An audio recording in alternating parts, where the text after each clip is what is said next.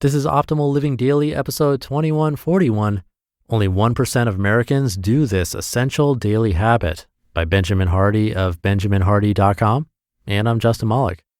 Welcome back to Optimal Living Daily, where I read to you from some of the best blogs I can find and get permission from, mostly covering personal development and minimalism on this show.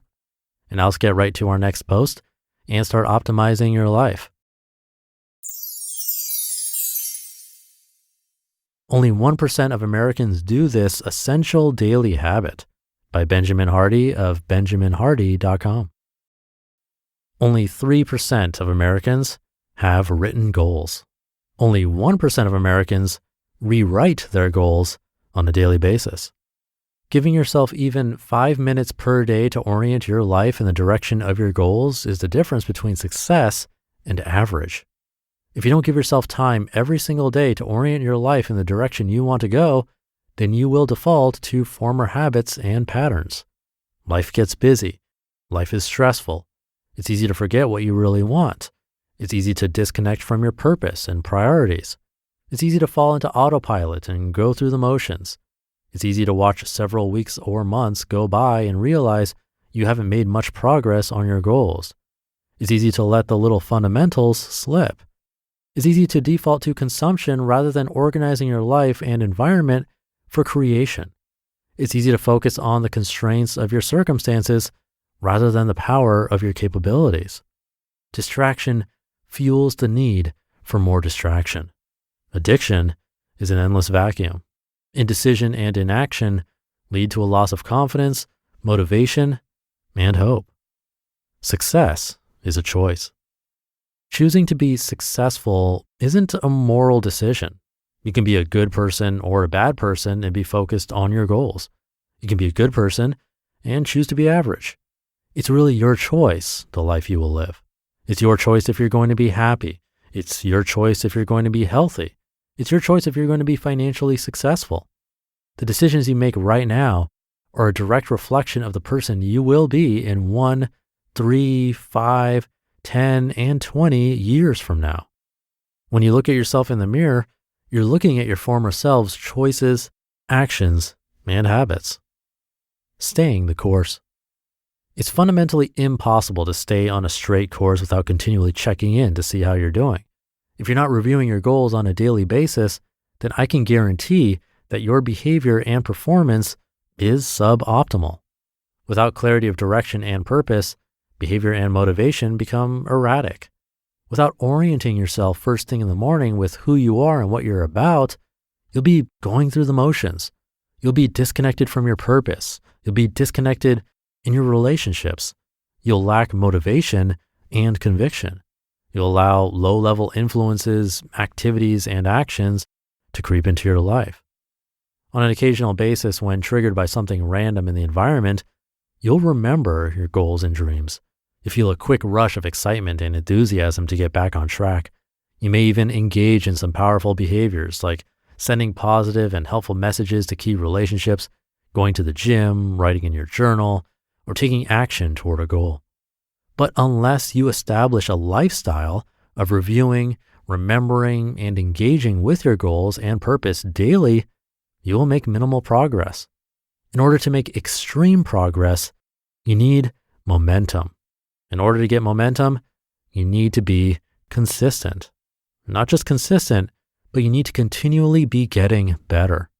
And in order to get better, you need goals that you're actively pushing toward. For example, many people go to the gym but have no goals. They're simply moving their body and not getting better. In the book Turning Pro, Stephen Pressfield said, quote, "Addictions embody repetition without progress," end quote.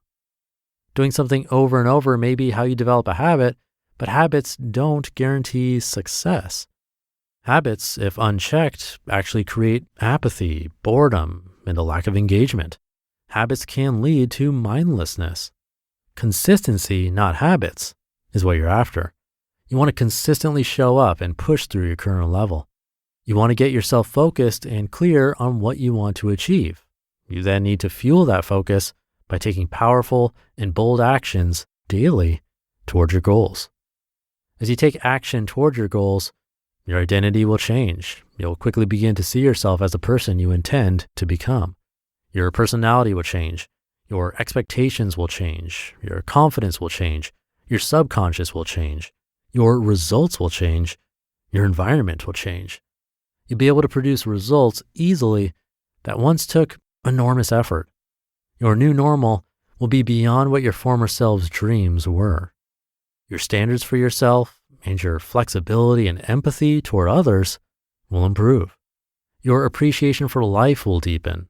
Your ability to feel and love will grow. Your reasons for living will change. You'll stop focusing on what you can get and simply try to be as helpful as you possibly can. You'll shift from consuming to creating. You'll stop focusing on your present circumstances and focus on the leverage you have to create new circumstances for yourself and others. You'll change your life more for the sake of others than for yourself. You'll hold yourself to a higher standard so you can perform better work. You'll eat better because you can't put regular fuel in a Ferrari. Your goals will become bigger and longer term. Confidence can be measured by how far out your goals are. Most people are living day to day because they don't have the confidence to see and believe in a bigger future. Confidence can be earned, but it must be earned every single day. You can create confidence with the choices you make, and you can lose confidence with the choices you make. Your confidence reflects your self-trust. The more you trust yourself, the more willing you will be to do things that are beyond your current capability. The less you trust yourself, the less willing you will be to make decisions and commitments. Conclusion. When was the last time you wrote your goals? Did you write them down this morning? Did you set yourself up last night for success? Or were you numb in distractions? Do you really love yourself? Do you care about yourself? If so, then why wouldn't you become successful? Why wouldn't you create a better life for yourself? Why wouldn't you get clear on who you are, what you stand for, and what you want?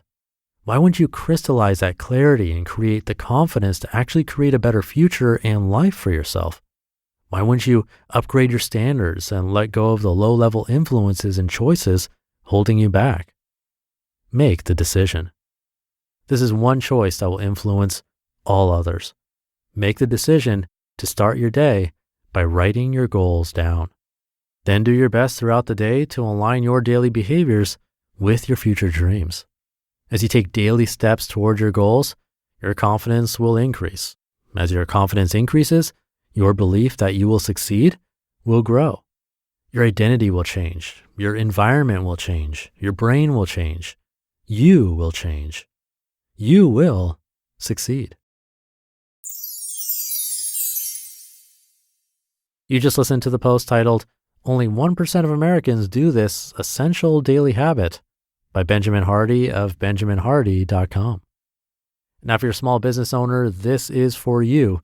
Running a small business is just plain hard, endless to-do lists, employees to take care of, and of course, your ever-present bottom line. So first of all, kudos to you for staying on top of it. I want to tell you about Gusto. Gusto built an easier and more affordable way to manage payroll, benefits, and more.